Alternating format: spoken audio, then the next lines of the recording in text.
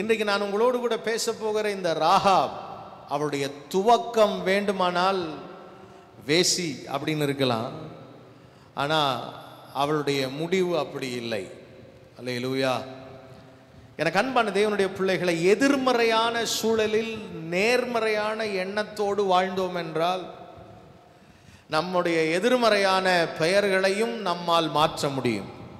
எத்தனை பேர் இதை விசுவாசிக்கிறீங்க? அல்லேலூயா. நான் இந்த ராகாபை குறித்து 3 எதிர்மறையான காரியங்களை சொல்ல விரும்புகிறேன். ஹர் நேட்டிவ், அவளுடைய சொந்த ஊர், பூர்வீகம், அந்த ஊரோட பேர் ஜெரிகோ. பனை மரங்களின் பட்டணம், பனை மரங்களின் பட்டணம் அதற்கு பெயர். இந்த ஜெரிகோ அப்படின்னா பிளேஸ் ஆஃப் ஃப்ராக்ரன்ஸ், வாசனையின் பட்டணம். ஆனால் பைபிளில் ஜெரிகோ அப்படின்னா spiritually that is not about the fragrance, it is about the fire. அது எரிக்கப்பட்ட சாபம் நிறைந்த பட்டணமாக யோசுவாவால், ஆகானின் சாபம், யோசுவா அந்த புஸ்தகத்தில் பார்க்கும்போது எரிகோ சாபம் நிறைந்த பட்டணம். அல்லேலூயா. சத்தம் வரலையே, பாதி பேர் அப்படியே பார்க்குறீங்க என்னதான் அப்படின்னு.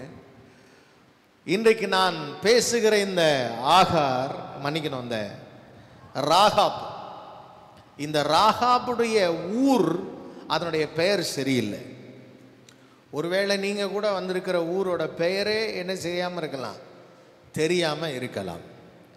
ரெண்டாவது, இந்த ராகாபுனுடைய பெயர் இருக்கு பாருங்க, இட்ஸ் a நெகட்டிவ் நேம். ஏன்னா அந்த பெயரோடு என்ன செய்யப்பட்டிருக்கிறது அப்படின்னு கேட்டிங்கன்னா, ஒரு வார்த்தை சேர்க்கப்பட்டிருக்கிறது. ராகாப் என்னும், நீங்கள் நார்மலாக பார்த்தீங்கன்னா பாஸ்டர் ஜேம்ஸ் எட்வர்ட் அப்படின்னு சொன்னால் இட்ஸ் அ ப்ரொஃபஷன். என்னது அது? என்னுடைய பாஸ்டர்ன்றது ப்ரொஃபஷன், ஜேம்ஸ் எட்வர்ட்ன்றது என்னுடைய பேர். டாக்டர்ன்றது ப்ரொஃபஷன், உங்கள் பேர் என்ன வேணாலும் இருக்கலாம். டீச்சர்ன்றது ப்ரொஃபஷன், உங்கள் பேர் என்ன வேணாலும் இருக்கலாம். வேசின்றது ப்ரொஃபஷன், பேர் என்ன வேணாலும் இருக்கலான்னு யாராவது முன்னாடி அந்த பேரை போட்டுக்குவாங்களா ப்ரொஃபஷனை? ஓ, இட்ஸ் an ugly ப்ரொஃபஷன். அது ஒரு மோசமான, underrated, downgraded business. அல்லேலூயா. மோசமான ஒரு பெயர். அந்த மோசமான பெயரோடு கூட வாழ்ந்த இந்த ராகாப், எனக்கு என்னன்னா, சில சாதித்த பெண்களுடைய பெயர்கள் கூட வேதாகமத்தில் என்ன செய்யப்படவில்லை, எழுதப்படவில்லை. ஆனால் இந்த ராகாபின் பெயர் எழுதப்பட்டிருக்கிறது. இந்த ராகாபின் பெயர் எங்கெல்லாம் எழுதப்பட்டிருக்கிறது அப்படின்றத நான் உங்களுக்கு சொன்னேன் அப்படின்னா ஆச்சரியமாக இருக்கும். யோசுவாவில் இருக்குது, அதுக்கப்புறம் திரும்ப மத்தேயுல இருக்குது, திரும்ப எபிரேயரில் இருக்குது, யாக்கோபில் இருக்குது. புதிய ஏற்பாட்டின் முக்கியமான உபதேசமாகிய விசுவாசத்தை குறித்து பிரசங்கிக்க, முற்றிலும் கிருபையை சார்ந்த விசுவாசத்தை உறுதிப்படுத்த எபிரேயர் ஆக்கியோன் அதை பயன்படுத்துகிறார் 11ஆம் அதிகாரத்தில். அந்த 11ஆம் அதிகாரம், எபிரேயர் 11ஆம் அதிகாரம் எத்தனை பேருக்கு தெரியும்? எங்கேருந்து ஆரம்பிக்கும்? சிருஷ்டிப்பில் ஆரம்பித்து எல்லா பெரிய, அதுக்கு பேர் என்ன அப்படின்னு கேட்டிங்கன்னா ஃபெய்த் ஹால் ஆஃப் ஃபேம். என்னது? அந்த 11ஆம் அதிகாரத்தினுடைய பெயர் என்னன்னா ஃபெய்த் ஹால் ஆஃப் ஃபேம் அல்லது ஹால் ஆஃப் ஃபெய்த் அப்படின்வாங்க. விசுவாச வீரர்களின் அட்டவணை. அந்த விசுவாச வீரர்களின் அட்டவணை பகுதியில் யாருடைய பெயர் இருக்கிறது அப்படின்னு கேட்டிங்கன்னா இந்த ராகாபினுடைய பெயர் இருக்கிறது. அந்த வசனத்தை வாசிக்கலாம், 31ஆம் வசனத்தை வாசிக்கலாம். விசுவாசத்தினாலே ராகாப் என்னும் வேசி வேவுக்காரரை சமாதானத்தோடு ஏற்றுக்கொண்டு கீழ்ப்படியாதவர்களோடு கூட சேதம் ஆகாது இருந்தாள். அல்லேலூயா, அல்லேலூயா. இந்த 11ஆம் அதிகாரத்தில் பவுல் விசுவாசத்தை வச்சு பேசினதுனால யாக்கோபு எழுதும்போது யாக்கோபு தன்னுடைய நிருபத்தில் சொல்றாரு, ராகாப் என்னும் வேசி அவள் விசுவாசத்தினாலா கிரியையினாலா ஏற்றுக்கொள்ளப்பட்டாள். அவள் அந்த வேவுக்காரரை ஏற்றுக்கொண்ட கிரியையினால் அல்லவா ஏற்றுக்கொள்ளப்பட்டாள் அப்படின்னு யாரை எக்ஸாம்பிளுக்கு எடுத்துக்கிறாங்க? இவங்க 2 பேரும் யாரு ஏங்க? ஃபர்ஸ்ட் கம்பாரிசன் ஆபிரகாமா, நெக்ஸ்ட் கம்பாரிசன் யாராம்? ஃபர்ஸ்ட் கம்பாரிசன் சாராவா, நெக்ஸ்ட் கம்பாரிசன் யாராம்? சாராவுக்கும் ராகாபுக்கும் ஏதாவது ஏணி வச்சா கூட என்ன செய்யாது, எட்டாது. ஆனா ஆண்டவர் அவளுடைய சூழ்நிலையை மாற்றினார். ஆமென். இன்றைக்கு ஒருவேளை நீங்கள் இங்கே வந்திருக்கிற உங்களுடைய வாழ்க்கையில எதிர்மறையான பட்டணத்தில் பிறந்தவர்களாக இருக்கலாம், உங்களுக்கு ஒருவேளை எதிர்மறையான பெயர் இருக்கலாம், பாவத்தினாலோ அல்லது உங்களுடைய குடும்பத்தினுடைய சாதாரண நிலையினாலோ நீங்கள் அற்பமாய் எண்ணப்பட்டவர்களாக இருக்கலாம். உங்கள் வீடு மிகவும் தாழ்ந்த, ரொம்ப குறைந்த அப்படின்னு நீங்கள் மதிப்பிடுற, ரொம்ப லோலியஸ்ட் அப்படின்னு உங்களை நீங்களே தாழ்வு மனப்பான்மைக்குள்ள ஆக்கி கொள்ளுகிற ஒரு நபராக நீங்கள் இங்கே உட்கார்ந்திருக்கலாம். நான் சொல்லுகிறேன், என் ஆண்டவரை சந்தித்த பின், என் ஆண்டவருக்காக அவள் வாயை திறந்து பேச ஆரம்பித்த பின், ராகாப் என்னும் வேசி என்கிற அந்த வார்த்தை மாற்றப்பட்டது. அல்லேலூயா, அல்லேலூயா. நான் இந்த ஒரு அதிகாரத்தில் அவளுடைய சரித்திரத்தை தலைகீழாய் மாற்றின சில காரியங்களை நான் உங்களோடு கூட சொல்ல போகிறேன். ஆமென், அல்லேலூயா.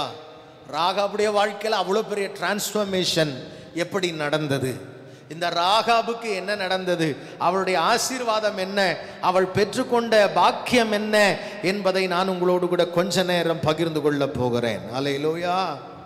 நான் உங்களுக்கு சொல்ல விரும்புகிற மிக முக்கியமான ஒரு காரியம், your past does not have to control your future. உங்களுடைய பழைய வாழ்க்கை உங்கள் எதிர்காலத்தை கட்டுப்படுத்த வேண்டும் என்ற அவசியமே இல்லை. உங்கள் வாழ்க்கையில் இதற்கு முன்பு நடந்த சம்பவங்கள் உங்கள் வாழ்க்கையை ஒருவேளை பயமுறுத்தி கொண்டிருக்கலாம். ஆனால் ஆண்டவருடைய கரத்தில் நீங்கள் இருக்கும்போது உங்களை பயமுறுத்துகிற சூழல்களிலிருந்து உங்களை விடுதலையாக்கி தேவன் உங்களை வாழ்க்கையை தலைகீழாய் மாற்ற வல்லவர். ஆமென், அல்லேலூயா. எத்தனை பேர் அதை விசுவாசிக்கிறீங்க? அல்லேலூயா. என்னோடு கூட சேர்ந்து சில படிக்கட்டுகளை, அவர்கள் வாழ்க்கையில் நடந்த சில சம்பவங்களை நான் வாசித்து உங்களுக்கு காண்பிக்க விரும்புகிறேன். அந்த 2ஆம் வசனத்தை நாம் வாசிக்கும் போது, யோசுவா 2:2 தேசத்தை வேவு பார்க்கும்படி இஸ்ரவேல் புத்திரரில் சில மனுஷர் இந்த ராத்திரியிலே இங்கு வந்தார்கள் என்று எரிகோவின் ராஜாவுக்கு சொல்லப்பட்டது. அந்த மைக் ஆன்ல இல்லை, அவங்களுக்கு வாசிக்கிறதுக்கு என்ன கண்ட்ரோல் பண்றீங்கன்னு தெரியல. ரைட். ராஜா ஆள் அனுப்புகிறான். இஸ்ரவேல் ஜனங்களை குறித்த ஒரு பெரிய பயம். நல்லா கவனிக்கணும். இந்த சூழ்நிலை நான் உங்களுக்கு சொல்ல விரும்புகிறேன். எரிகோவுக்கு முன்பாக யோர்தானுக்கு அக்கறையில் ஒரு 30 லட்சம் பேர் கூடி வந்திருக்கிறாங்க. அவங்க எல்லாம் பேசிக்கிறாங்க, நாங்கள் எங்கே போகிறோம் வாழ்கிறதுக்கு? கானானுக்குள்ளே நுழைய போகிறோம். கானானுக்குள்ளே நிறைய இடம், காலி இடமும் இருந்துச்சு, பட்டணங்களும் இருந்தது. அதில் முக்கியமாக முதல் பட்டணம் எரிகோ, ஃபோர்ட்டிஃபைடு சிட்டி, டபுள் சைடு வால், ரெண்டு நிலை சுவர்கள் உண்டு, பெரிய மதில் சுவர்கள் உள்ள ஒரு பட்டணம், அரணிப்பான பட்டணம், ஃபேமஸான பட்டணம். ரொம்ப காலத்துக்கு முன்னாடியே சிட்டியா அதை கட்டி இருந்தார்கள். அந்த மக்கள் தான் இவங்க உள்ள வந்தா முதல்ல பாதிக்கப்படுவாங்க. எல்லாரும் பட்டணத்தை பாதுகாப்பாக வச்சுக்கணும். அந்த ஊருக்காரன் ஒருத்தனும் அங்கேருந்து இங்கே என்ன செஞ்சிடக்கூடாது, வரக்கூடாதுன்னு நல்ல கண்ணை வச்சு நோட்டம் போட்டுக்கிட்டு இருக்கிறாங்க. 2 வேவுக்காரரை யோசுவா என்ன செய்கிறார், அனுப்புகிறார். அந்த 2 பேரும் சாயங்கால நேரத்தில், அந்த மாலை மயங்குகிற நேரத்தில் கரெக்டாக உள்ளே போய் இந்த வீட்டுக்குள்ளே போயிட்டான். நீங்கள் வேசியின் வீடு அங்கே டவரில் இருந்துச்சு, அந்த சுவரில் இருந்துச்சு அப்படின்னா அது ஒரு ஹோட்டல் மாதிரி, அந்த காலத்தில் சத்திரம் அப்படின்னு சொல்லுவாங்க இல்லையா, அந்த மாதிரி ஒரு சத்திரம் அது. அங்கே வந்து டிராவலர்ஸ் வந்து தங்கி கொள்வார்கள். அந்த சத்திரத்தில் அவர்களுடைய இச்சைகளுக்கெல்லாம் என்ன செய்ய வேண்டும், என்ன வேண்டுமோ அவர்களுக்கு கொடுக்க வேண்டும். அந்த காலத்தில் அப்படித்தான் இருந்திருக்கிறது. சாராயம் குடிக்கணும்னா அங்கே என்ன செய்யலாம், குடிக்கலாம். வேசித்தனம் பண்ணணும்னா பண்ணலாம். அப்படித்தான் அந்த ஹோட்டல்ஸ் இருக்கும். அந்த காலத்தில் மட்டும் இல்லை, இந்த காலத்திலையும் சில இடங்கள் அப்படி என்ன செய்கிறது, இருக்கிறதாக அரசல் புரசலாக தகவல்கள் என்ன செய்கிறது, வருகிறது. எந்த ஊர்லையாவது போய் இந்த ஹோட்டலில் தங்கலாமான்னு கேட்டோம்னா அங்கே மட்டும் என்ன செய்யாதீங்க, போயிடாதீங்க, அந்த ஊருக்காரன் மட்டும் சொல்லுவான் கரெக்டாக. அங்கே வேணாம் பாஸ்டர், அங்கே ஏன் பாஸ்டர் ரூம் போட்டாங்க, தயவுசெய்து நாங்கள் சொல்கிற இடம் வேறு இடத்துக்கு போங்கன்னுவாங்க. அதெல்லாம் நீங்கள் கேள்விப்பட்டிருப்பீங்க. இப்பயே அப்படி நடக்கும்போது அந்த காலத்தில் எப்படி இருந்திருக்கும். அப்படி ஒரு இடம். அவள் ஒரு நெகட்டிவ் பர்சன் தான். இப்போ நடக்கிற சம்பவம் என்ன, வேவுக்காரர்கள் வந்திருக்கிறான்னு தகவல் போயிருச்சு, எல்லாம் அலர்ட்டா இருக்கான். உடனே ராஜா கிட்ட இருந்து நேரா ஆள் எங்க வர்றான், இந்த வேவுக்காரன் வந்தவன் வந்து நான் இஸ்ரவேலை சேர்ந்தவன், எதிரிகிட்ட இருந்து வந்திருக்கிறேன்லாம் யார்கிட்ட சொல்லலை, ராகாபு கிட்ட இன்ஃபர்மேஷனே கொடுக்கல. ஏமா இங்கே வந்திருக்கேன், வேவுக்கான என்ன இஸ்ரவேல் தேசம் ஜனம் மாதிரி ட்ரெஸ் பண்ணிட்டு வந்திருப்பான், அந்த ஊருக்கார மாதிரியே ட்ரெஸ் பண்ணிட்டு மாறு வேஷத்தில் வந்திருக்கிறான். மாறு வேஷத்தில் உள்ள உட்கார்ந்துருக்கிறவன் யாரு, இஸ்ரவேல் மக்கள். இங்கே நடக்கிற சம்பவம் வேவு பார்க்கும்படி வந்த உடனே அந்த 4ஆம் வசனத்துல அந்த ஸ்திரீ அவ்விரண்டு மனுஷரையும் கொண்டு போய் அவர்களை ஒளித்து வைத்து, மெய்தான் என்னிடத்தில் மனுஷர் வந்தார்கள், ஆனாலும் அவர்கள் எவ்விடத்தாரோ எனக்கு தெரியாது. வாசலை அடைக்கும் நேரத்தில் இருட்டு வேளையிலே அந்த மனுஷர் புறப்பட்டு போய்விட்டார்கள். மெய்தான் என்று ஒரு வடிகட்டின பொய்யை சொன்னவள் யார்? See, she was a totally insanely negative person. இப்போ நம்மெல்லாம் இப்போ என்ன சொல்லுவோம், அறிவு கட்டவன், பொய் சொல்லிட்டாலே. நேராக அவளை என்ன செஞ்சுருக்கணும், நல்லா கவனிக்கணும். சில நேரங்களில் நம்முடைய வாழ்க்கையில் எதை என்ன எப்போ எப்படி பேசணும்னு என்ன செய்யணும் தெரியணும். இவ சொன்னது பொய். என்னது இவ சொன்னது பொய். 2 பாவம் ஒன்றாக நடப்பதற்கு வாய்ப்பு இருந்தால், ஒருத்தர் எழுதி வச்சிருக்கிறார், நான் ஏன் கருத்தெல்லாம் சொல்கிறேன்னு நீ நினச்சிடக்கூடாது, அவர் எழுதி வச்சுக்கிறாரு, ஒரு பெரிய கமெண்டேட்டர் ஸ்பர்ஜன் சொல்கிறாரு, 2 பாவங்கள் ஒரே நேரத்தில் செய்தாக வேண்டும் என்கிற நிர்பந்தம் வந்தால் அதில் இருக்கிறதுலே ரொம்ப லைட்டான பாவம் என்னதான், பொய்யா, அதை எடுத்துக்கலாமா. இவ வந்து உண்மையை சொன்னால் அந்த 2 வேவுக்காரரும் இன்னைக்கு செத்து போவாங்க. அவங்க செத்து போயிட்டா யாருக்கு விரோதமாக பாவம் செஞ்ச மாதிரி ஆகிடும், இஸ்ரவேலின் தேவனுக்கு விரோதமாய் பாவம் செய்தது போல ஆகிவிடும்.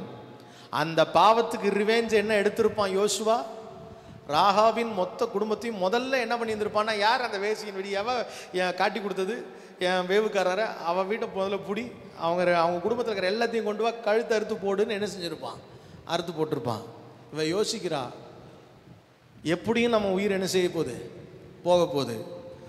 இவனுங்கள்ட்ட காட்டி கொடுத்து அந்த மக்கள்கிட்ட சாவறதை விட இவங்க கிட்ட காட்டி கொடுக்காம பொய் சொல்லி தப்பிக்க வச்சுட்டு யார்கிட்ட பிழைச்சிக்கிடலாம், ஒரு அக்ரிமெண்ட்டை போட்டு யோசுவாட்ட பிழைச்சிக்கிடலாம். ஏன் இப்படி அவள் ஒரு தீர்மானம் செய்தாள்? There is no way for a discussion in that time. இஸ்ரவேல் ஜனங்கள் வந்த 2 ஸ்பைஸ் உட்காந்து அந்த பொண்ணுகிட்ட பேசிட்டு இருந்திருக்கிறதுக்கெல்லாம் என்ன இல்லை, நேரம் இல்லை. இவள் தானாக திடீரென்று ஒரு தீர்மானத்துக்குள்ள வர்றதுக்கு காரணம் என்ன அப்படின்னா, அவள் சொல்றா பாருங்க, அந்த வசனத்தை வாசிக்கும் போது 9ஆம் வசனத்துல அவர் சொல்றாரு, கர்த்தர் உங்களுக்கு தேசத்தை ஒப்பு கொடுத்தார். ஒளிச்சு வச்சு காப்பாத்திட்டு அவங்க எல்லாம் போன பிறகு நேரா மேல போய் அவர் கூப்பிட்டுங்க, வாயா 2 பேரும். கர்த்தர், அந்த வார்த்தையோட ஸ்டார்டிங்கே என்னன்னு இருக்கு சொல்லுங்க, கர்த்தர் உங்களுக்கு தேசத்தை ஒப்பு கொடுத்தார் என்று உங்களை பற்றி எங்களுக்கு திகில் பிடித்திருக்கிறது என்றும், உங்களை குறித்து தேசத்து குடிகள் எல்லாரும் சோர்ந்து போனார்கள் என்றும் அறிவேன். அவளுடைய மிகப்பெரிய மாற்றத்திற்கான ஆசீர்வாதத்திற்கான முதல் படி என்ன தெரியுமா?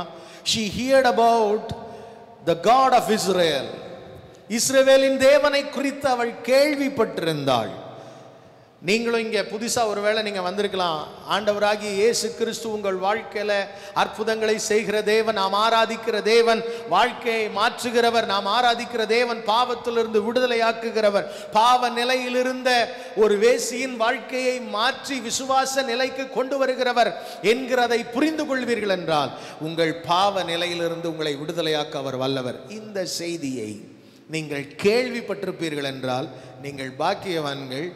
என்னன்னா, ராகாபுடைய ஃபஸ்ட்டு ஸ்டெப்பே என்னன்னா, she heard about the God of Israel. இஸ்ரவேலின் தேவனை குறித்து அவள் கேள்விப்பட்டதை சொல்லுகிறாள்.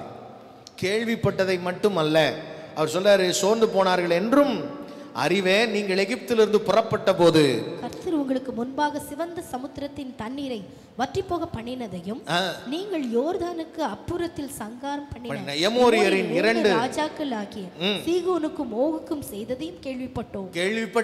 கேள்விப்பட்டேன்னு இவ வரலாறு எழுதுறா. இவளுக்கு நிறைய டிராவலர்ஸ் வருவாங்க. வர்றவன்ட்டெல்லாம் உட்காந்து கதை கேட்டுருப்பா போல் இருக்கு. என்ன நடந்துச்சு, எல்லாம் ஒரு மாதிரி பீதியில் இருக்கீங்க அப்படின்னா வரும்போதே எப்படி தான் வருவான், ஏம்மா சும்மா இருமா உட்காருமா, நானே டென்ஷனில் இருக்கிறேன். என்னையா அவ்வளோ டென்ஷன் என்னையா அப்படின்னா தெரியாதா? அங்கே சிவந்த சமுத்திரம் என்ன செஞ்சிருச்சு, ரெண்டா பொளந்துருச்சு. சிவந்த சமுத்திரத்தை குறித்து உங்களுக்கு ஒரு சின்ன தகவல் சொல்கிறேன். சிவந்த சமுத்திரத்தினுடைய ஆழம் நம்ம ஊட்டி மலையை விட உயரம் அதிகம். எப்படி? ஊட்டி மலையை விட உயரம் அதிகம் செங்கடலுடைய ஆழம். ஆனால் அந்த செங்கடல் என்ன பண்ணுச்சான், ரெண்டாக பிளந்து வழி பிறந்தது. அப்படியே ரோடு போட்ட மாதிரி மேலே வரைக்கும் வந்துட்டு அதுக்கப்புறம் திரும்ப என்ன பண்ணிருச்சு. ஆமாம், இப்பயும் இந்த செங்கடலோட டெப்த்து நீங்கள் வேணால் டெப்த் ஆஃப் சி ரெட் சீன்னு போய் போட்டு பாருங்கள், அது இருக்கும். அதோடைய ஆழம் என்னன்னு இருக்கும். அல்லேலூயா. அவ்வளோ ஆழமான கடல் அப்படியே ரெண்டாக பிளந்துட்டு எகிப்தியரெல்லாம் உள்ளே போயிட்டான். எமோரியர் சீயோனுக்கு, அதுக்கப்புறம் ஓகுக்கு, அவங்கெல்லாம் பெரிய பெரிய ராஜாக்கள், புகழ்பெற்ற ராஜாக்கள். அவங்களையெல்லாம் ஆண்டவர் என்ன செஞ்சிருக்கிறாரு, ஆமாம், கேள்விப்பட்ட போது எங்கள் இருதயம் கரைந்து போயிற்று அப்படின்னு சொல்லிட்டு ஒரு வார்த்தை சொல்றாரு. எல்லாருடைய தைரியமும் அற்று போயிற்று. அதோட நிறுத்தாம சொல்றாரு, உங்கள் தேவனாகிய கர்த்தரே உயரவானத்திலும் பூமியிலும் தேவனானவர். அங்கதான் விசுவாசம் வெளிப்படுகிறது. அவர் சொல்றா, உங்க தேவன் தான் தேவன், நான் விசுவாசிக்க ஆரம்பிச்சிட்டேன். I have started believing in what you say about your God. Amen. ஐயா, செங்கடல் இரண்டாய் பிளந்ததை பார்த்தவன் அனுபவித்தவன் ஆண்டவருக்கு எதிராக முறுமுறுத்து செத்துப்பிட்டான். இந்த 40 வருஷத்துல ஒருத்தன் கூட கானானுக்குள்ள என்ன செய்யல வரல, யோசுவாவின் காலாபையும் தவிர. ஆனா இப்பொழுது ஒரு முறை கூட பார்க்காதவள், அவருடைய தொழில்னாலே கேவலமான பெயர் வாங்கினவள். ஆனா அவர் சொல்றா, நான் அவரை விசுவாசிக்கிறேன். அல்லேலூயா. அதனால தான் ராகாபை குறித்து விசுவாச வீரர்களின் பட்டியலில் விசுவாசத்தினாலே ராகாப் என்னும் வேசி விசுவாசத்தினாலே ஏற்றுக்கொண்டாலாம். உள்ள வரும்போதே அவளுக்கு தெரிஞ்சிருக்கும், வந்துட்டாங்கடா, நம்ம எந்த தேவனை ஆராதிச்சா ஆராதிக்கணும். ஒருவேளை நான் நினைக்கிறேன், அவன் நினைச்சிருப்பா, ஆராதிச்சா இந்த ஆண்டவர் ஆராதிக்கணும்யா, இந்த இஸ்ரவேல் மக்களுடைய தேவனை. என்ன ஆண்டவரியா, செங்கடல் ரெண்டா பிளக்குது, வானத்திலிருந்து மண்ணா வருதுன்றாங்க, எல்லா கதையும் கேட்டிருப்பான். எல்லாத்தையும் கேட்டு விசுவாசித்து, if you are down in faith you cannot rise up in your life. நீங்க விசுவாசத்துல டவுனா இருந்தீங்கன்னா உங்க வாழ்க்கையில முன்னேற முடியாது, மேலே ஏற முடியாது, இன்னும் கீழே தான் போகலாம். நமக்கு என்ன பிரச்சனை தெரியுமா, எல்லா சத்தியமும் தெரியும், எல்லா உபதேசமும் தெரியும், ஆனா ராகாப் என்னும் வேசிக்கு இருக்கிற விசுவாசம் கூட நமக்கு கிடையாது. எல்லா உபதேசமும் தெரியும், சிங்க குட்டிகள் தாழ்ச்சி அடைந்து சொல்லுங்க. அதுக்கப்புறம் கர்த்தரை தேடுவர்களுக்கோ நம்ம எப்படி சொல்லுவோம் தெரியுமா, அதை சிங்க குட்டிகள் தாழ்ச்சி அடைந்து பட்டினியாயிருக்கும், கர்த்தரை தேடுவர்களுக்கோ ஒரு நன்மையும் குறையப்படாதுன்னு சொன்னீங்களே ஆண்டவரே, எனக்கு ஒண்ணுமே நடக்கலையே. சி, ராகாப் அவள் விசுவாசித்து அவள் ஏற்றுக்கொண்டாள். You need to believe. நல்லா கவனிக்கணும், இந்த உலகத்தில் ஆண்டவர் ஒரு மனிதனை ஆசீர்வதிப்பதற்கு தேவன் தம்முடைய ஊழியக்காரர்களை அனுப்புகிறார். If you don't believe in God and the God's servants, நீங்கள் கர்த்தரிடத்திலும் கர்த்தருடைய ஊழியக்காரரையும் நீங்க விசுவாசிக்க முடியல அப்படின்னா உங்க வாழ்க்கையில ஜெயமா வாழ நிச்சயமா முடியாது. You need to believe in God and also in the men of God. கர்த்தர் அனுப்புகிற, அவள் நம்பினது தேவனை மட்டுமல்ல, வந்த 2 பேரும் கர்த்தருடைய மனுஷர் அப்படின்னு நம்பி உள்ள என்ன செய்தாள், ஏற்றுக்கொண்டாள். ஏற்றுக்கொண்டதோடு மட்டும் இல்ல, she confessed, அவள் தன்னுடைய விசுவாசத்தை அறிக்கையிட்டாள். ஹல்லேலூயா. முதல் காரியம் கேள்விப்பட்டாள், 2வது விசுவாசித்தாள், 3வது ஏற்றுக்கொண்டாள் ஊழியர்களை, 4வது அவர்களிடத்தில் அறிக்கையிட்டாள். she confessed her faith. அவருடைய விசுவாசம், அவருடைய பயம், அவருடைய எதிர்பார்ப்பு எல்லாவற்றையும் சொல்றா. எனக்கு இந்த மாதிரி பிரச்சனை, நான் இப்படி, எனக்கு தெரியுது இப்படிலாம் நடக்க போகுதுன்னு தெரியுது, நான் நம்புறேன் ஆண்டவர் தான் பெரியவர்னு. அடுத்தது ஒரு வார்த்தை சொல்றா, எனக்கு நீங்க ஒன்று செய்யணும், நான் உங்களுக்கு ஒன்று செய்வேன், நீங்க எனக்கு ஒன்று செய்யணும். அல்லேலூயா. எடுத்து வாசிக்கலாமே. இப்பொழுதும் நான் உங்களுக்கு 12ஆம் வசனத்தை நல்லா கவனிச்சு பாருங்க. 12ல இருந்து பாருங்க. இப்பொழுதும் நான் உங்களுக்கு தயவு செய்தபடியினால் நீங்களும் என் தகப்பன் குடும்பத்திற்கு தயவு செய்வோம் என்று கர்த்தர் பேரில் எனக்கு ஆணையிட்டு நீங்கள் என் தகப்பனையும் என் தாயையும் என் சகோதரரையும் என் சகோதரிகளையும் அவர்களுக்கு உண்டான எல்லாவற்றையும் உயிரோடு வைத்து. கன்ஃபார்மா தெரிஞ்சு போச்சு அவளுக்கு, எரியோல ஒருத்தன் கூட உயிரோட இருக்க போறதில்லை. இவ முடிவு பண்ணிட்டா, இங்க இந்த இந்த மக்களோடு நான் சாக போறல, இந்த உலகத்தில் இருக்கிற மனிதர்களோடு நான் மரிக்க போவதில்லை, நான் பரலோகத்தில் வாசம் பண்ண போகிறேன். she made her decision. Hallelujah. heaven or earth, பரலோகமா இந்த உலகமா, அந்த தீர்மானத்தை நம்ம இந்த பூமியில் இருக்கும்போது எடுக்கணும். நான் எரிகோவிலேயே மரிக்க போகிறேனா அல்லது கானானுக்குள்ள தேவ பிள்ளைகளோடு பிரவேசிக்க போகிறேனா? ஆமென்.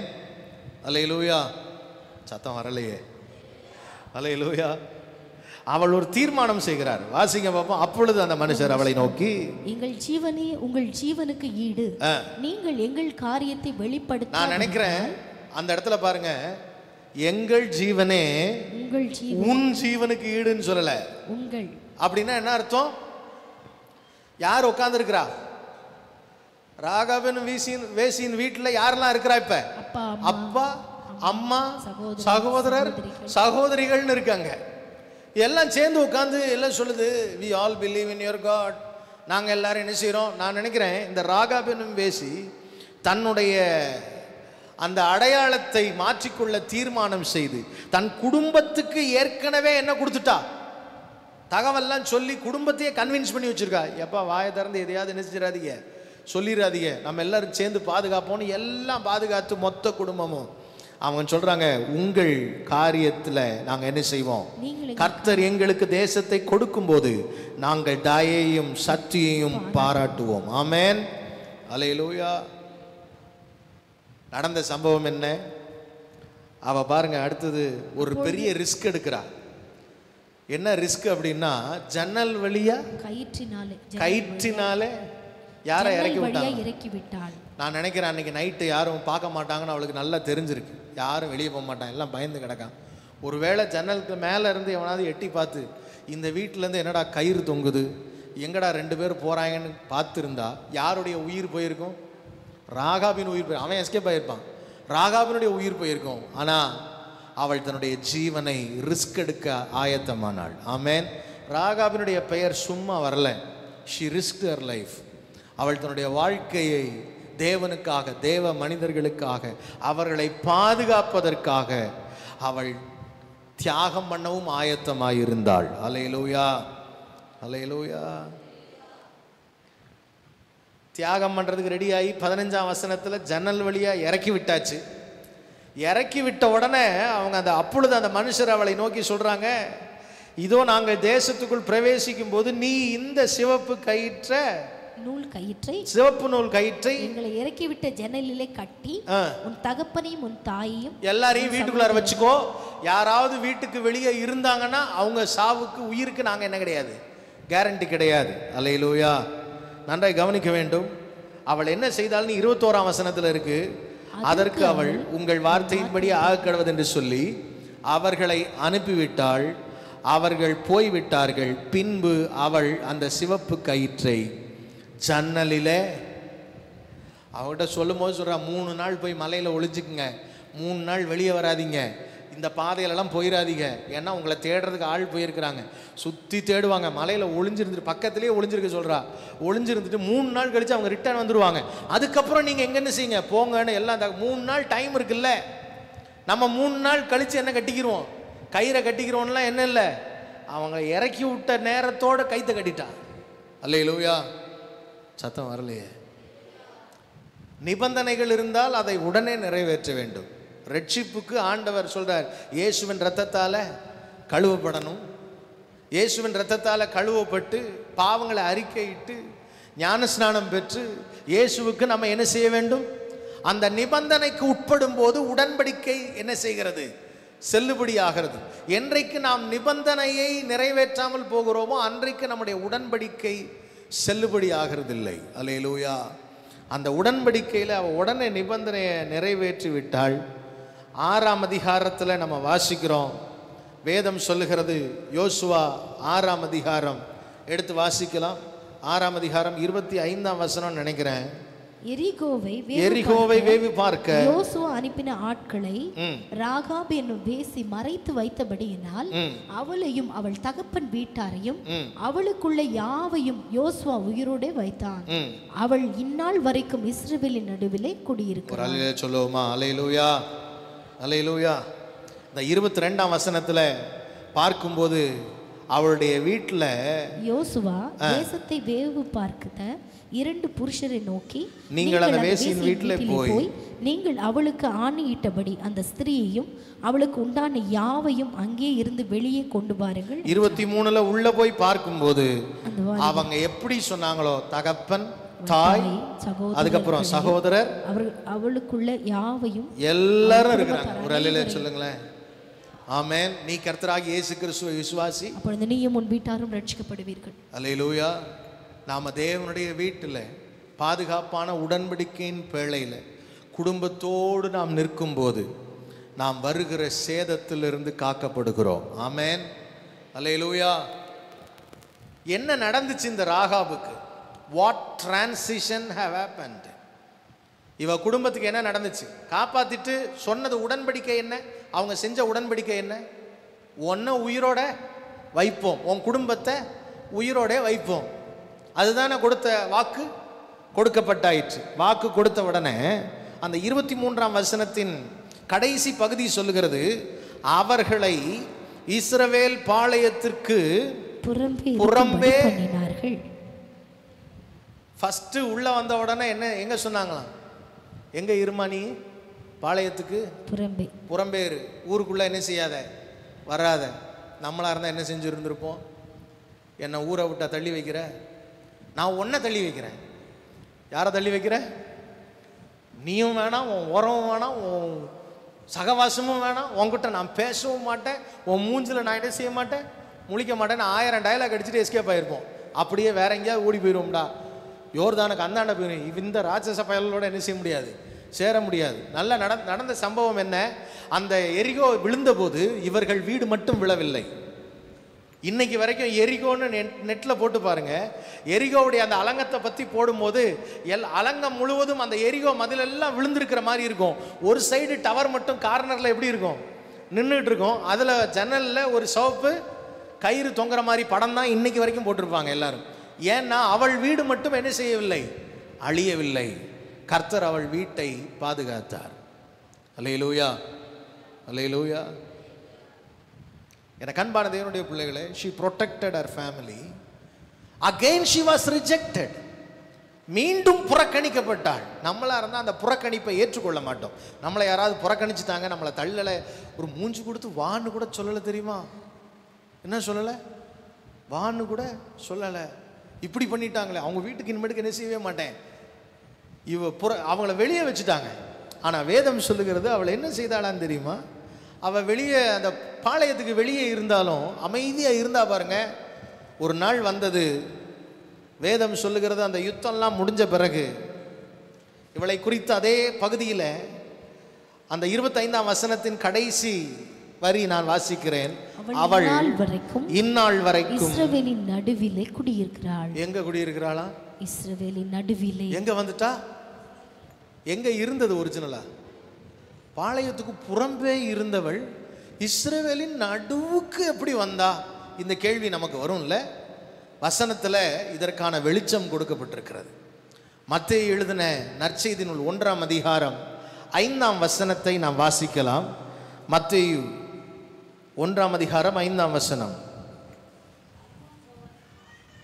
சல்மோன் போவாசை ராகாபின் இடத்தில் பெற்றான். சல்மோன் போவாசை ராகாபின் இடத்தில். யார் இடத்தில் பெற்றானா? அச்சோ, போவாசுடைய மம்மி யாரு? ராகாப். நமக்கெல்லாம் போவாஸ் வந்து ஹீரோ. யாரு? ஃபாதர் பாடுவார், போவாஸ் போவாஸ் போர்வையால் என்னை மூடுமையா. அவரை கேட்டா சொல்லுவாரு, எங்க அம்மா உனக்கு தெரியுமா? சொல்லுங்க. She was a harlot once, but not always. ஒரு காலத்தில் அவள் வேசியா இருந்தது உண்மைதான். ஆனால் அதற்கு பின்பு சல்மோன் என்று சொல்லக்கூடிய ஒரு யூதா கோத்திரத்தின் இளவரசன் அவளை திருமணம் செய்து கொண்டான். ஆமென், அல்லேலூயா. போவாஸ் ரூத்தை ஏற்றுக்கொண்டது சர்வ சாதாரணமாக இருந்ததுக்கு காரணம் என்ன தெரியுமா? எப்படிங்க ஒரு மோவாபிய ஸ்திரீயை போய் இந்த போவாஸ் கல்யாணம் பண்ணிக்கிட்டாரு அப்படின்னு நீங்கள் நினைப்பீங்கல்ல. அதுக்கு காரணம் அவர்கிட்ட போயா எங்கள் அப்பா சல்மோனு, அவள் ஒரு கானானிய ஸ்திரீ, எங்கள் அம்மா, அவள் பிஸ்னஸே என்னவா தான் இருந்துச்சு. அவளையே கல்யாணம் பண்ணிக்கிட்டு நாங்கள் எவ்வளோ அருமையான குடும்பம் பண்ணி இப்படி நல்லா வாழ்ந்துக்கிட்டு இருக்கிறோம். எங்கள் ஊர்லேயே நாங்கள் தாயா ராஜா மாதிரி. அந்த ஊரே பெரிய ஃபேமஸான ஆள் குடும்பம் யார் தான்? போவாசின் குடும்பம் தான். அல்லேலூயா. ஏன் தெரியுமா? அவள் தன் வாழ்க்கையினாலே அவளுக்கு முதல்ல தான் பேர். அப்படி என் அருமை ஆண்டவர் இயேசு தனது வரலாற்றில் எழுதும்போது, தன்னுடைய வரலாற்றில் அவளை எழுதும்போது, தாவீதை அசிங்கப்படுத்தின ஆண்டவர் ராகாபை அழகுபடுத்தினார். ராகாப் அப்படின்ற பேருக்கு அர்த்தம் என்ன தெரியுமா? ராகாப்னா அழகுள்ளவள்னு அர்த்தம். த பிளசன்ட், இனிமையானவள், ரம்மியமானவள், மிகவும் அழகுள்ளவள்னு அர்த்தம். நம்ம அவ்வளோ சீக்கிரத்தில் ராகாப்னு பேர் வைக்க மாட்டோம். ஆனால் உண்மையை சொல்கிறேன், அந்த ராகாப் என்கிற பெயருக்கு இனிமை, அழகு, மேன்மை, த பிளசன்ட், த பியூட்டிஃபுல்னு அர்த்தம். அல்லேலூயா. எல்லாரும் என்ன இப்படி பார்க்குறீங்க? ஆரம்பம் தாங்க அப்படி இருந்துச்சு.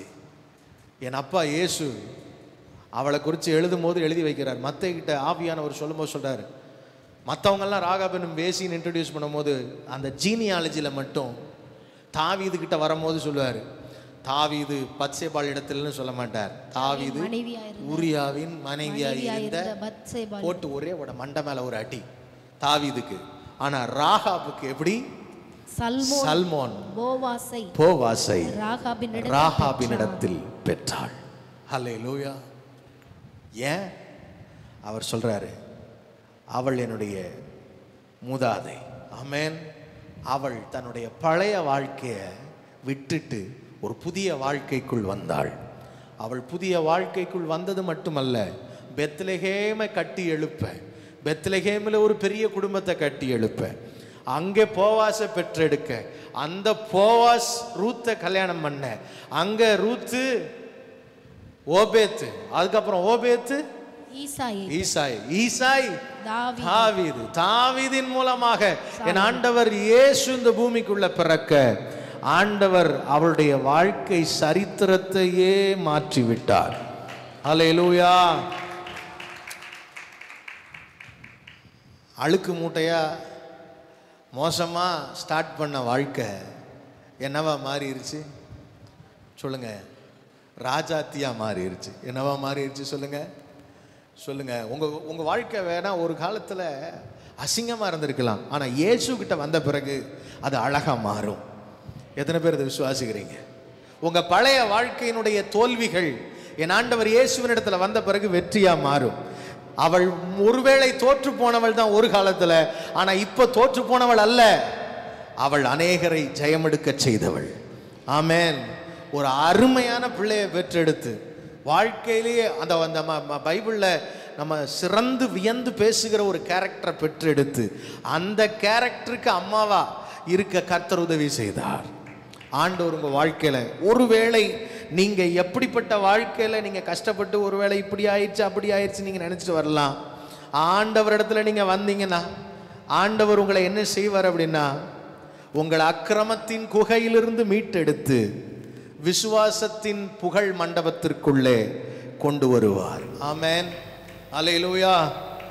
ஒருவேளை நீங்க என்ன பழச நினைச்சு அழுது சோர்ந்து போய் எனக்கு இப்படி ஆயிடுச்சு, நான் இப்படி பண்ணிட்டேனே அப்படின்னு நீங்க இருக்கலாம். நான் இன்னைக்கு சொல்றேன், ஒரு நாள் வரும், என் தாய் விசுவாச தாய், எங்க அம்மா மாதிரி நல்லவங்க யாரும் கிடையாது, எங்க அப்பா மாதிரி நல்லவர் யாரும் கிடையாதுன்னு சொல்ற அளவுக்கு ஆண்டவர் உங்க வாழ்க்கையை மாற்றுவார். உங்களை பின்னடியார்கள், உன் பின் சந்ததி உங்களை புகழுகிற அளவுக்கு ஆண்டவர் மாற்றுவார். She was transferred from the den of iniquity to the faith's hall of fame. அவருடைய வாழ்க்கை மாற்றப்பட்டது. இயேசுவிடம் வந்து வாழ்க்கை மாறாமல் யாரும் இருந்ததில்லை. என் ஆண்டவர் இயேசு வாழ்க்கையை மாற்றுகிறவர். ஒருவேளை உங்க வாழ்க்கையில அக்கிரமத்தோடு நீங்க வாழ்ந்து கொண்டிருந்தால், உங்கள் வாழ்க்கையின் அசுத்தங்களை எல்லாம் மாற்றி, அக்கிரமங்களை எல்லாம் மன்னித்து, உங்களை ஏற்றுக்கொண்டு, உங்களை நேசித்து, உங்களை பயன்படுத்தி புகழின் உச்சியில் வைக்க சர்வ வல்லமையுள்ள தேவன் உண்மை உள்ளவராயிருக்கிறார். எத்தனை பேர் இதை விசுவாசிக்கிறீங்க? உள்ளத்தின் ஆழத்திலிருந்து முழங்கால் படிக்கிட்டு ஆண்டவர் சமூகத்துல அந்த வசனம், புதிய ஏற்பாட்டில் 2 குறிப்புகள் எபிரேயர் 11ஆம் அதிகாரத்திலும் யாக்கோபிலும் இருக்கிற அந்த 2 வசனங்களும் இந்த ராகாபை விசுவாசத்திற்கு உதாரணமாக காண்பிக்கிறார்கள். She was so faithful to God. She was so faithful, sincere. விசுவாசத்தினாலே ஆண்டவர் சொல்றாரு, உங்களுடைய உண்மை பேசப்படும். ஒரு நாள் உங்கள் உண்மை பேசப்படும். ஒருவேளை உங்கள் வாழ்க்கையில் நடந்த நெகட்டிவ் நிறைய பேசப்பட்டிருக்கலாம், ஆனா பாசிட்டிவ் நிறைய பேசப்படும் ஒரு நாள். பல சாதனை புரிந்த பெண்களுக்கு வேதாகமத்தில் பெயர் இல்லை, ஆனால் ராகாபின் பெயர் வேதாகமத்தில் கொடுக்கப்பட்டிருக்கிறது. ராகாபின் பெயர் இயேசு கிறிஸ்துவின் வம்ச வரலாற்றில் வருகிறது. ஆண்டவர் சொல்றாரு, மதர் தெரேசா ஒரு முறை இப்படி சொன்னார்கள், God did not call me to be successful, He called me to be faithful. நான் வெற்றியாயிருக்க என்னை ஆண்டவர் அழைக்கவில்லை, நான் உண்மையாயிருக்க ஆண்டவர் என்னை அழைத்திருக்கிறார். நான் உண்மையாய் விசுவாசத்தை காத்து நடப்பேன், அவர் என்னை ஆசீர்வதிப்பார். வெற்றியாளர்களாய் வாழ்வதற்கு அல்ல, உண்மை உள்ளவர்களாய் வாழ்வோம். நிச்சயமாய் வெற்றி உங்களை தேடி வரும். ராகாபின் உண்மை, ராகாபின் விசுவாசம், ராகாபின் தீர்மானம் அவருடைய வாழ்க்கை பயணத்தை மாற்றியது. இன்றைக்கு ஆண்டவர் சொல்றார், நீ சரியான தீர்மானத்தை சரியான நேரத்தில், you need to take a decision for Christ. கிறிஸ்துவுக்காக நீங்கள் ஒரு தீர்மானத்தை எடுக்க வேண்டும். கிறிஸ்துவை பின்பற்ற ஒரு தீர்மானத்தை எடுக்க வேண்டும். கிறிஸ்துவை பின்பற்றி அவரை பின் சென்று அவருக்காக வாழ்வேன், என் வாழ்நாள் முழுவதும் அவருக்கு உண்மையாய் இருப்பேன் என்கிற அந்த தீர்மானத்தை நீங்கள் எடுக்கும் போது கர்த்தர் உங்கள் வாழ்க்கையில மாற்றத்தை கட்டளையிடுவார். உங்கள் வாழ்க்கையில இதுவரை எதிர்மறையாய் இருந்த பெயர்கள் கூட உங்களுக்கு புகழாய் மாறும். ஆண்டவர் நிச்சயமாய் உங்களை ஆசீர்வதிப்பார். தகப்பனே, இந்த காலை வேளையில ராகாப் என்னும் வேசி எப்படி இயேசுவின் மூதாதையராய் மாறும் அளவிற்கு ஆசீர்வாத தாயாய், விசுவாச தாயாய், சாராளோடும் ஆபிரகாமோடும் ஒப்பிடப்படும் அளவிற்கு விசுவாசத்தின் தாயாய் உயர்த்தப்பட்டாளோ, அதே போல நம்முடைய பிள்ளைகளை நீங்க ஆசீர்வதிக்கணும்னு நான் ஜெபிக்கிறேன். அன்பு தேவனுடைய பிள்ளைகளை, எபிரேயர் 11ஆம் அதிகாரத்தில் 2 பெண்கள் தான் விசுவாசத்தினாலே ஜெயித்தார்கள் என்று வேதம் சொல்லுகிறது. அதில் ஒன்று சாராள், மற்றொன்று இந்த ராகாப். ஒருவேளை அலங்கோலமாய் இருக்கிற உங்கள் பெயரை அலங்காரமாய் மாற்ற என் ஆண்டவரால் முடியும்.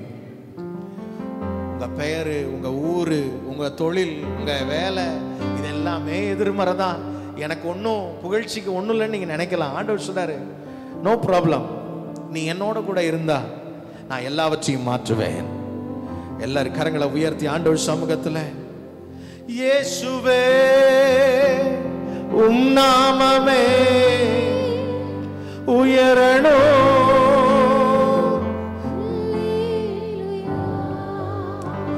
இயேசுவே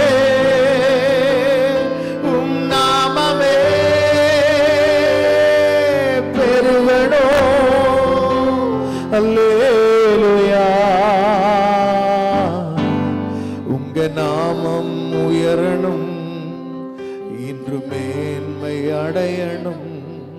பாடுவே பாடுவோம் அல்லேலூயா. உங்க நாமம் உயரணும், இன்று மேன்மை அடையணும். பாடுவே பாடுவோம் அல்லேலூயா. ஹல்லேலூயா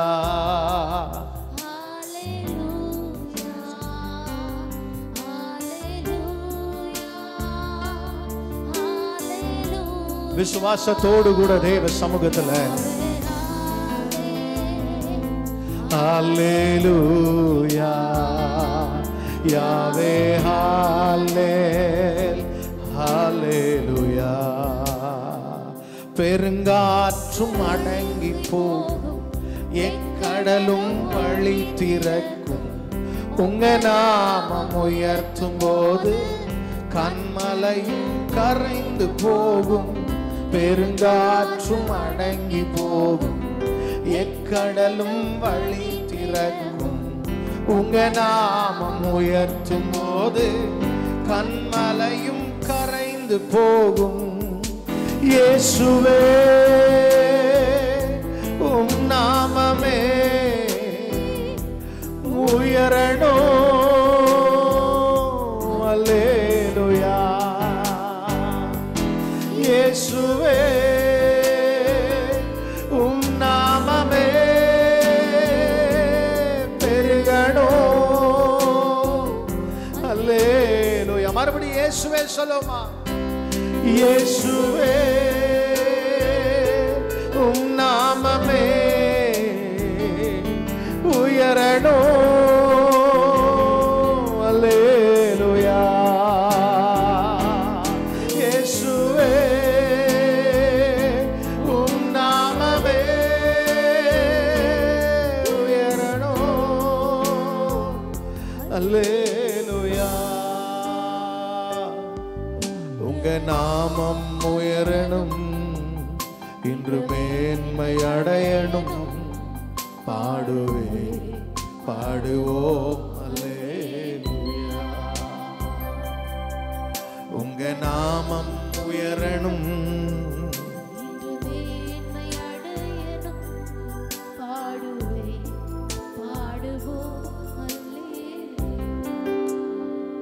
சிங்கத்தின் கெபீரும் தீச்சூளை நடுவிலும் உங்க நாமம் உயர்த்தும் போது சேதங்கள் அணுகிடாது. சிங்கத்தின் கெபீரும் தீச்சூளை நடுவிலும் உங்க நாமம் உயர்த்தும் போது சேதங்கள் அணுகிடாது. இயேசுவே உம் நாமமே உயரணும். அல்லேலூயா. இயேசுவே உம் நாமமே பெருகணும். அல்லேலூயா. உங்க நாமம் உயரணும், இன்று மேன்மை அடையணும். பாடுவே பாடுவோம் அல்லேலூயா. உங்க நாமம் உயரணும்,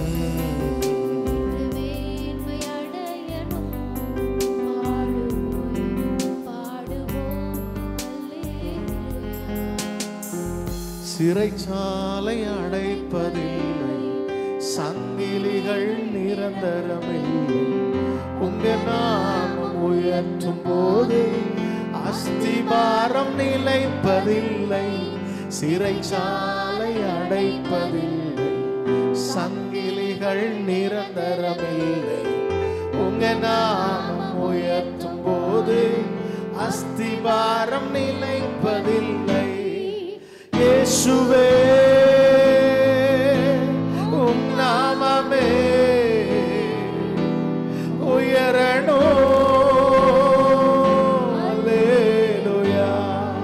எல்லாரும் சேர்ந்து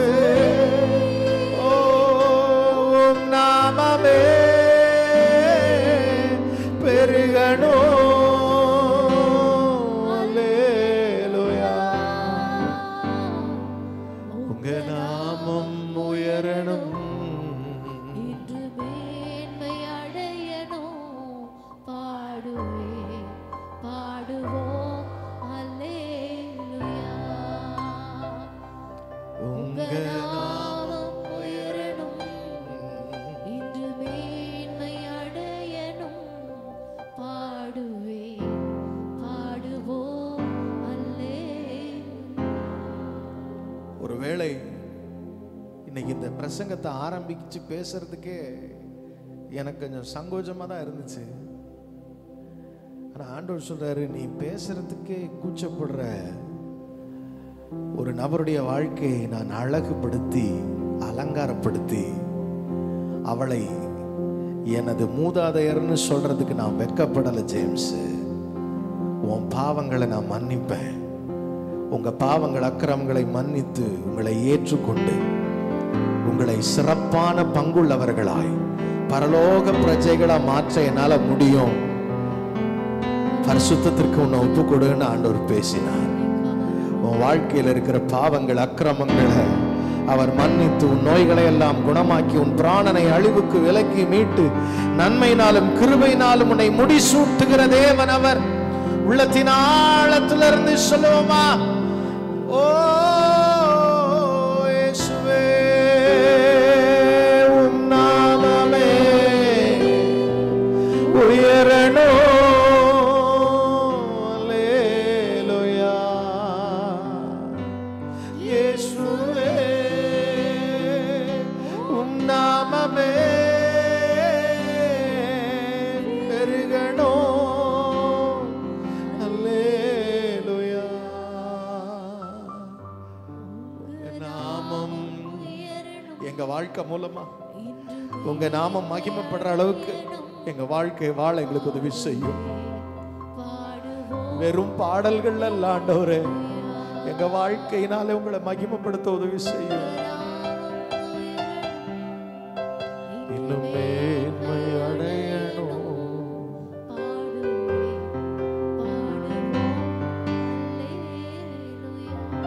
தகப்பனே, இந்த காலை வேளையில அலங்கோலமான அறிமுகம் அந்த ராகாவிற்கு. ஆனால் நீர் அவளை அழகுபடுத்தி அலங்காரப்படுத்தி பரிசுத்தப்படுத்தி உங்க மூதாதையருடைய பட்டியல்ல அவளுடைய பெயரை சேர்த்து விசுவாச வீரர்களின் பட்டியல்ல அவளுக்கு ஒரு புகழ்ச்சியை கொடுத்தீங்களே. நீங்க எங்க வாழ்க்கையை மாற்றி எங்களை நீங்க மகிமைப்படுத்த போற கிருபைகளுக்காக நன்றி அப்பா. இங்க இருக்கிற பிள்ளைகள் ஒருவேளை தன்னுடைய பெயரை குறித்தோ ஆண்டவரே பழைய வாழ்க்கையை குறித்தோ சோர்ந்து போய் வந்திருப்பார்கள் என்றால் அவர்கள் வாழ்க்கையை நீர் மாற்றுவீராக. அவர்கள் வாழ்க்கையில நன்மை உண்டாக கர்த்தர் நினைத்தருளுவீராக, பரிசுத்தப்படுத்துவீராக, பயன்படுத்துவீராக. உம்முடைய கரத்திலே கிருபா பாத்திரங்களாய் எடுத்து நிலைநிறுத்துவீராக. இயேசுவின் நாமத்தில் உம்முடைய பிள்ளைகளை ஆசீர்வதிக்கிறேன். அவர்கள் கைகளின் பிரயாசத்தை ஆசீர்வதிக்கிறேன். இந்த மாதம் முழுவதும் எங்களை நடத்தின தேவதயை ஆண்டவரே வருகிற புதிய மாதத்திலும் எங்களை அற்புதமாய் நடத்துவதாக. கர்த்தர் ஆண்டவரே ஒரு புதிய துவக்கத்தை நீர் எங்களுக்கு தருகிறதற்காக நன்றி சொல்லுகிறோம். எல்லா கனமும் துதியும் மகிமையும் ஆட்சிமையும் வல்லமையும் உமக்கு மாத்திரம் செலுத்துகிறோம். தேவதயை நம்முடைய பிள்ளைகளை பாதுகாக்கட்டும். போக்கிலும் வரத்திலும் கூட இருக்கட்டும். அப்பத்தையும் தண்ணீரையும் ஆசீர்வதிக்கட்டும். சரீரத்தில் நல்ல சுகத்தை தரட்டும். ஆண்டவரே சமாதானம், சந்தோஷம், நிறைவான ஆசீர்வாதங்களினாலே நம்முடைய பிள்ளைகளை நிரப்பட்டும் என்று ஆசீர்வதிக்கிறேன். இயேசுவின் நாமத்தில் ஜெபிக்கிறோம் நல்ல பிதாவே. என் ஆத்துமாவே கர்த்தரை ஸ்தோத்திரி, என் முழு உள்ளமே அவருடைய பரிசுத்த நாமத்தை ஸ்தோத்திரி. என் ஆத்துமாவே அவர் செய்த உபகாரங்களை மறவாதே. நம்முடைய கர்த்தராகிய இயேசு கிறிஸ்துவின் கிருபையும் பிதாவாகிய தேவனுடைய அன்பும் பரிசுத்த ஆவியானவருடைய ஐக்கியமும் நம் அனைவரோடும் கூட இன்றும் என்றும் சதா காலங்களிலும் இருந்து காப்பதாக. ஆமென். கடைசியா ஒரே ஒரு தகவல். வேவு பார்க்க போன 2 பேரும் பைபிள்ல இல்லை. ஆனா ஏன்னு சொல்லிடுறேன், இவங்க போய் வேவே பார்க்கல. ராகாபுடைய ரிப்போர்ட்டை எடுத்துட்டு வந்து எங்க சொல்லிட்டாங்க. அல்லேலூயா. ஒழுங்கா வேலை செய்யலைன்னா பேர் வராது. யார் பேர் தான் வரும்? ராகாப் பேர் தான் வரும். அந்த வேவுக்காரர் பேர் 2மே பைபிளில் இல்லை. கர்த்தர் உங்களை ஆசீர்வதிப்பாராக. நமக்கு கொடுத்த வேலையை நம்ம கரெக்டாக செய்யலைன்னா பேர் வராது. கர்த்தர் உங்களை ஆசீர்வதிப்பாராக. பிரைஸ் எல்லாம்.